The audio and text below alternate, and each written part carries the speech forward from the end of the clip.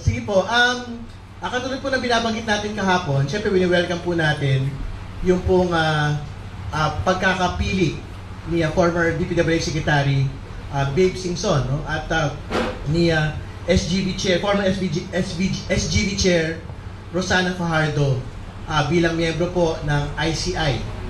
Syempre, si Secretary Babes, marami po siyang mga in-institute na mga reforma sa atin pong DPWH na dapat pong magpatuloy, no? Kahit hindi na ho siya yung pong nagpapatakbo po nito. No? Pero binanggit din po natin, tama po kayo, na dapat pong na ginagalang po natin yung pong pagpili kay Baguio City Mayor Benjamin Magalong bilang Special Advisor ng ICI. Pero mahalaga lang pong i-note ng ICI Commission, ito pong mga public statements ni Mayor Benji Magalong sa mga partikular na mga proyekto, partikular na mga personalidad in the past, no? Para ma-determine po nila kung dapat ba siyang mag-inhibit sa ilang mga partikular na mga kaso na pinag-usapan. Kasi babalikan ho natin, marami hong mga sinabi si Mayor Magalong na una, laban sa House Infrastructure Committee.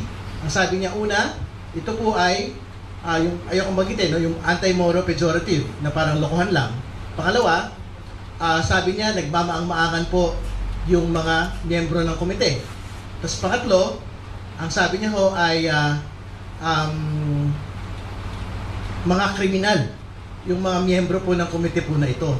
So, kumbaga, kailangan lang mo i-sift through nito pong tatlo. Anyway, special advisor lang naman po si Mayor Magalong. Pero, kailangan lang mo i-sift through yung kanya pong previous public statements para ma-ensure ho na wala hong prejudicial statements na ginawa po si Mayor Magalong in the course of the inquiry.